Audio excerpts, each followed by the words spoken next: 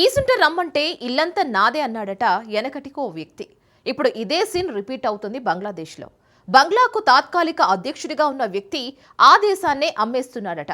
ఇది నేనంటున్నది కాదండోయ్, ఏకంగా బంగ్లాదేశ్ మాజీ ప్రధాని షేక్ హసీనా అంటున్నారు. యూనస్ బంగ్లాదేశ్ను అమెరికాకు అమ్మేశాడని, ఉగ్రవాదుల సాయంతో ప్రభుత్వం నడుపుతున్నారని విమర్శలు గుప్పించారు. ఇంతకీ యూనస్ అమెరికాకు ఏం అప్పగించబోతున్నాడు? ఎందుకు హసీనా ఇంతలా రియాక్ట్ అవుతుంది?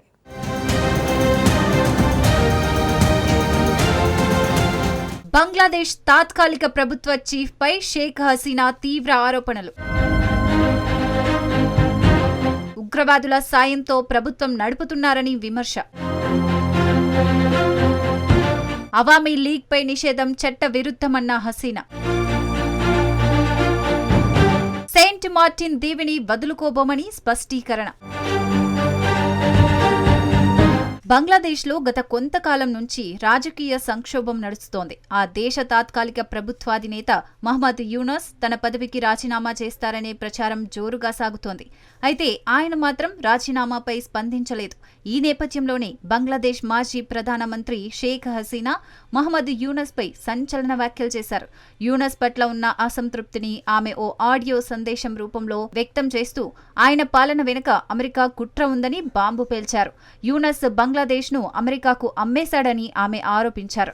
డిసెంబర్లో ఎన్నికలు నిర్వహించాలని సైన్యం కోరడంతో రాజీనామా చేస్తానని యూనస్ బెదిరించినట్లు వార్తలు వచ్చాయి. దీంతో బంగ్లాదేశ్లో మళ్లీ నిరసనలు వెల్లువెత్తాయి. ఈ క్రమంలోనే హసీనా ఈ వ్యాఖ్యలు చేయడం ప్రాధాన్యం సంతరించుకుంది. యూనస్ పాలనపై ఆమె తీవ్ర విమర్శలు చేశారు. యూనస్ తీవ్రవాద గ్రూపుల సాయంతో ప్రభుత్వాన్ని తన చేతుల్లోకి తీసుకున్నారని అన్నారు. తన ప్రభుత్వ హయాంలోనే యూనస్ అంతర్జాతీయ గుర్తింపు తెచ్చుకున్నాడని, తాము ఉగ్రవాదులకు వ్యతిరేకంగా పోరాటం చేశామని స్పష్టం చేశారు. తాను ప్రధానిగా ఉన్న సమయంలో ఒకే ఒక్క ఉగ్రదాడి జరిగినా దానికి తగిన శిక్షలిచ్చామని, అనేక మంది ఉగ్రవాదులను అరెస్టు చేశామని చెప్పారు. అలాంటిది యూనస్ మాత్రం ప్రభుత్వ పగ్గాలను ఉగ్రవాదుల చేతుల్లో పెట్టాడని ఆరోపించారు. సెయింట్ మార్టిన్ ఐలాండ్ విషయంలో వారి తండ్రి అమెరికా డిమాండ్స్ కు ఒప్పుకోలేదని తెలిపారు. దానికోసమే తన ప్రాణాలు అర్పించారన్నారు.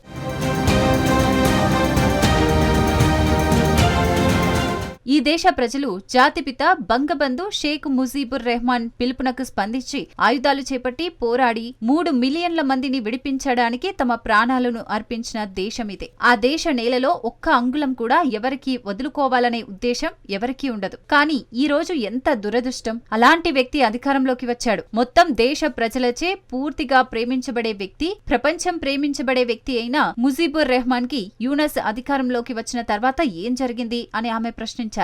టెర్రరిస్టుల సాయంతో అధికారంలోకి వచ్చిన యూనస్ టెర్రరిస్టులను వదిలేశాడని ఆరోపించారు. ప్రస్తుతం జైళ్లు ఖాళీగా ఉన్నాయని, నేరస్తులను విడిచిపెడుతూ ఉగ్రవాదానికి అవకాశం ఇస్తున్నారని మండిపడ్డారు. ఇప్పుడు బంగ్లాదేశ్ మిలిటెంట్ల రాజ్యంలా మారిందని అన్నారు. తీవ్రవాద గ్రూపుల సహాయంతో యూనస్ ప్రభుత్వ నియంత్రణ చేజిక్కించుకున్నారని హసీనా ఆరోపించారు.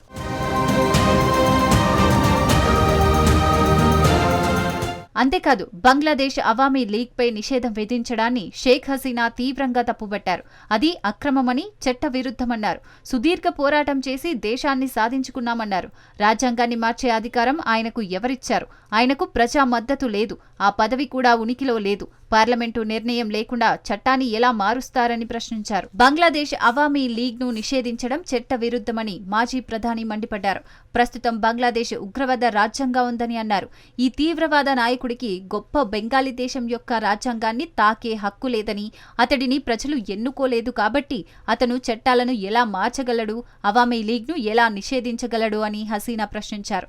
దేశానికి అన్యాయం జరుగుతోందని ఆమె ఆవేదన వ్యక్తం చేశారు.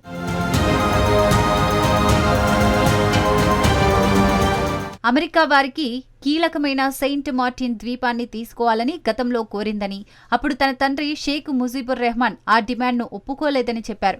అదే కారణంగా ఆయన ప్రాణాలు పోగొట్టుకోవాల్సి వచ్చిందన్న ఆమె, అధికారంలో ఉండాలన్న కోరిక కోసం ఎప్పుడూ తాను దేశాన్ని అమ్మాలనుకోలేదని స్పష్టం చేశారు. ఇప్పటి పరిస్థితుల్లో దేశాన్ని పరాయి బలాలకు తాకట్టు పెట్టే ప్రయత్నాలు జరుగుతున్నాయన్న ఆమె ఆవేదన వ్యక్తం చేశారు. మరోవైపు పెనం మీద నుంచి పొయ్యిలో పడ్డట్లే ఉంది యూనస్ పరిస్థితి. బంగ్లాదేశ్ తాత్కాలిక ప్రభుత్వాధినేత మహమ్మద్ యూనస్ యూనస్ రాజీనామాకు సిద్ధపడుతున్నట్లు వార్తలొస్తున్నాయి. రాజకీయ పార్టీల మధ్య సఖ్యత కుదరకపోవడంతో యూనస్ తన పదవికి రాజీనామా ఆలోచనలో ఉన్నట్లు సమాచారం. చైనా ఒడిలో కూర్చుని భారతదేశానికి ఉద్రిక్తత సృష్టిస్తున్న యూనస్ ఇప్పుడు సొంత దేశంలోనే చిక్కుకున్నట్లు కనిపిస్తోంది. అందుకే మీరు విత్తినట్లే ఫలితం కూడా అలాగే ఉంటుంది అని అంటారు. భారతదేశాన్ని సవాలు చేసిన యూనస్ ను ఇప్పుడు సొంత దేశ రాజకీయ పార్టీలు, సైన్యం సవాలు చేస్తున్నాయి. ప్రస్తుత పరిస్థితుల్లో దేశంలోని రాజకీయ పార్టీలతో పనిచేయడం తనకు సౌకర్యంగా లేదని మహమ్మద్ యూనస్ అంటున్నారని, ప్రస్తుత పరిస్థితిని దృష్టిలో ఉంచుకొని ఆ పదవికి రాజీనామా చేయాలని యోచిస్తున్నట్లు వార్తలు వస్తున్నాయి.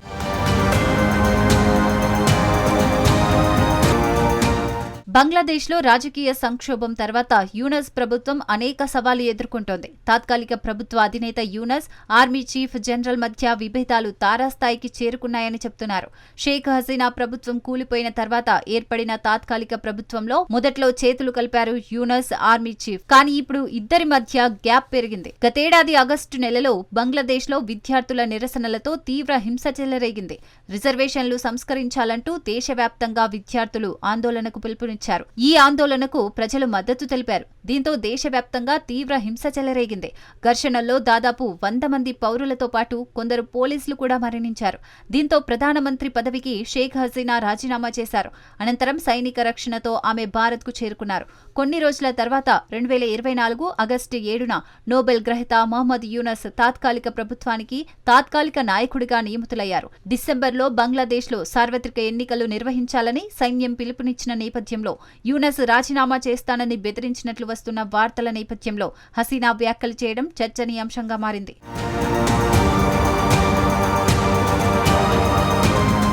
బంగ్లాదేశ్లో ఎన్నికలు నిర్వహించకుండా మరింతకాలం అధికారంలో కొనసాగేందుకు యూనస్ కు అమెరికాకు వత్తాసు పలుకుతోందనే ఆరోపణలు వెల్లువెత్తుతున్నాయి. దీంతో తక్షణం ఎన్నికల నిర్వహణకు తాత్కాలిక ప్రభుత్వంపై సైన్యం ఒత్తిడి తెస్తోంది. ఈ పరిణామాలతో పదవి నుంచి తప్పుకోవాలనే ఆలోచనతో ఉన్నారు యూనస్. అదే జరిగితే బంగ్లాదేశ్ సైన్యం చేతిలోకి వెళ్లే అవకాశాలున్నాయనే ఆందోళన వ్యక్తమవుతోంది. మొత్తానికి హసీనా వ్యాఖ్యలు బంగ్లాదేశ్ రాజకీయాల్లో తలనొప్పిగా మారాయి. యూనస్ ప్రభుత్వం దీనిపై ఇంకా స్పష్టమైన స్పందన ఇవ్వలేదు. కానీ షేక్ హసీనా చేసిన ఆరోపణలు దేశీయంగానే కాక అంతర్జాతీయంగా చర్చకు దారితీసే అవకాశం ఉంది.